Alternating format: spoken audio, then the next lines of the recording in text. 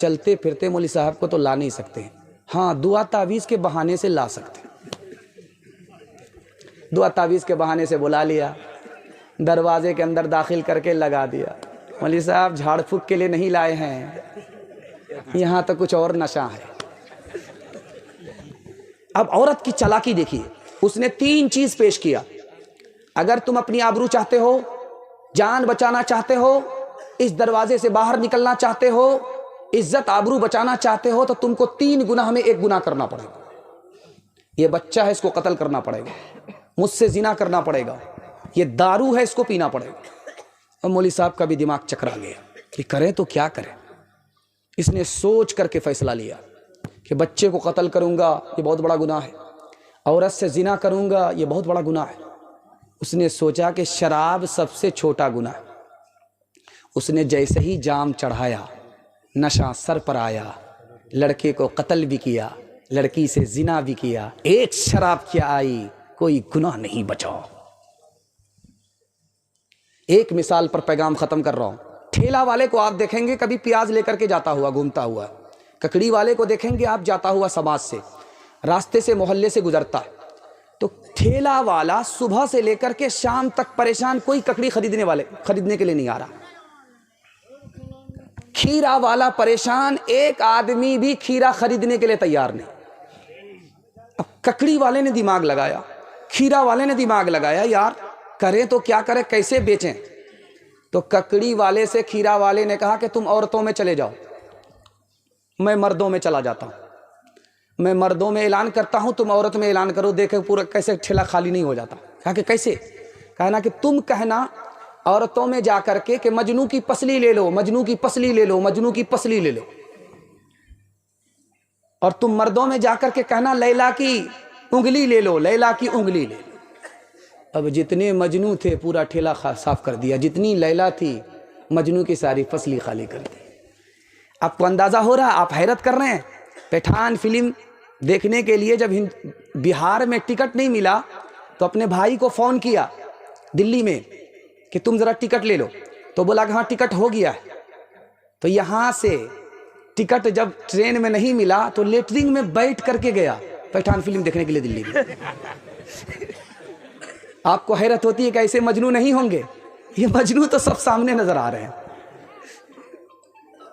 چوتھا اور آخری نمونہ آپ کی خدمت پہ لے کر کے آ رہا ہوں، کتنی خطرناک چیز ہے میں آپ کے سامنے رکھنے کے لیے جا رہا ہوں، اس کی حقیقت کچھ بھی نہیں ہے۔ ایک نمونہ آپ کی خدمت میں آ رہا، دھیان سے اس کو سنیے گا۔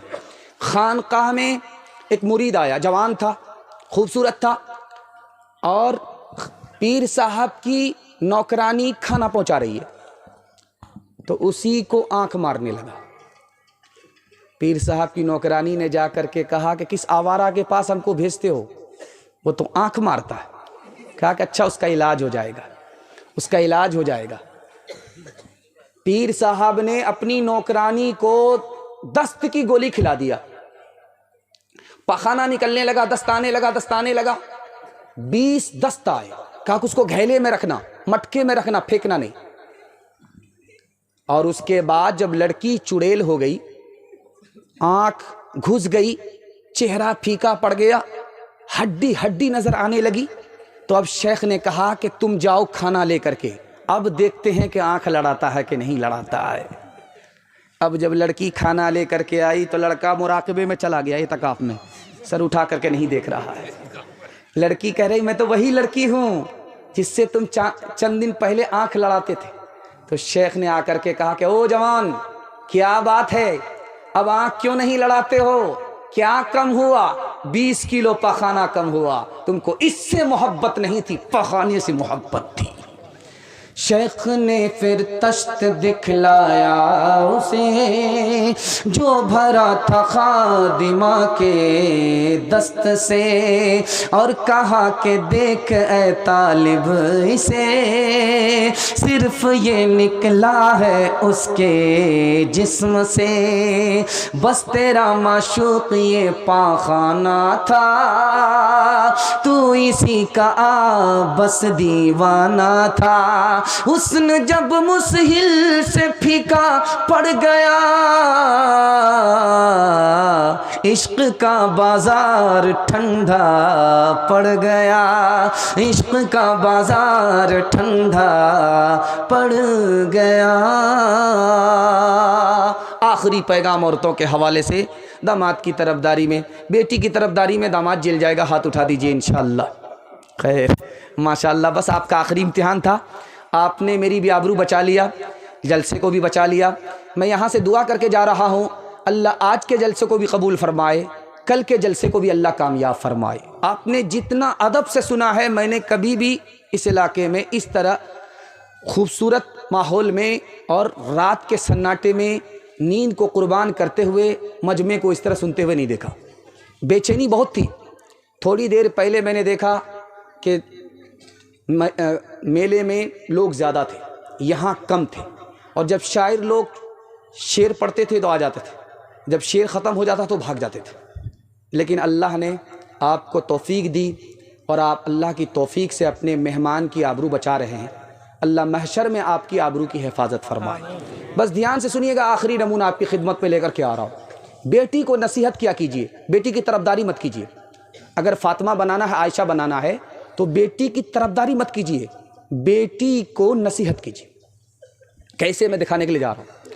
حضرت عمر نے اپنی بیٹی کو پرائیویٹ میں بلایا، بلا کر کے کہا کہ میری پیاری بیٹی، ایک بار تم نے نبی کو ناراض کیا، نبی نے تمہیں طلاق دے دیا، میں نے تمہاری طرف سے معافی مانگی، نبی نے تمہیں معاف کر دیا، دوبارہ نکاح میں لے لیا۔ بیٹی اگر آئندہ کبھی نبی کو ناراض کیا، اپنے شوہر کو ناراض کیا، تو زندگی بھر میں تم سے بات نہیں کروں گا۔ حضرت فاطمہ آ گئی۔ اللہ کے رسول نے پوچھا کہ فاطمہ کیوں آئی؟ تو کہا خفا ہو کر کے آئی۔ کہا کس سے؟ کہا علی سے۔ کہا کہ فاطمہ، میں تمہارا باپ ہوں، علی تمہارے شوہر ہیں، اگر علی کی اجازت کے بغیر میرے گھر آؤ گی تو دروازہ بند تو ملے گا، کھل نہیں سکتا۔ بیٹی شوہر کو ناراض مت کرنا، ناراض ہو جائے معافی مانگ لینا۔ اگر شوہر کو ناراض کیا، شوہر نے معاف نہیں کیا، تم نے معافی نہیں مانگی، تمہارا انتقال ہو گیا، میں زندہ رہا، بیٹی میں تمہاری نماز جنازہ بھی نہیں پڑھوں گا، نماز جنازہ پڑھاؤں گا بھی نہیں۔ تیسرا نمونہ آپ کی خدمت میں لے کر کے آ رہا ہوں۔ رخصتی کا جب وقت ہوتا، اس منظر کو آپ دیکھیے گا، گھر کے سارے لوگ ایسے روتے ہیں جیسے کہ قیامت برپا ہو گئی۔ 18 سال کی بیٹی کو پوس کر کے جوان کر کے باپ جب رخصت کرتا ہے تو کلیجہ منہ کو آ جاتا ہے، قیامت برپا ہو جاتی، اتنا قیامت کا منظر ہوتا ہے۔ اس موقع سے ماں نے پرائیویٹ میں بیٹی کو بلایا، کہا بیٹی سسرال جا رہی ہو، غصہ مت دکھانا، بیٹی سسرال جا رہی ہو، شوہر کو بات بات پر ڈانٹنا نہیں ورنہ تم کو طلاق پڑ جائے گی۔ بیٹی سسرال تو جا رہی ہو، رانی بن کر کے مت رہنا، نوکرانی بن جانا، تمہارا شوہر تمہارے لیے نوکر بن جائے گا۔ بیٹی شوہر سے دور دور مت رہنا ورنہ وہ تم کو بھول جائے گا۔ بیٹی شوہر کے ساتھ ساتھ باہر ہمیشہ مت نکلنا ورنہ اس کو تم سے نفرت ہو جائے گی، تمہاری محبت کم ہو جائے گی۔ بیٹی جب سسرال جا رہی ہو تو شوہر کی ناک کی حفاظت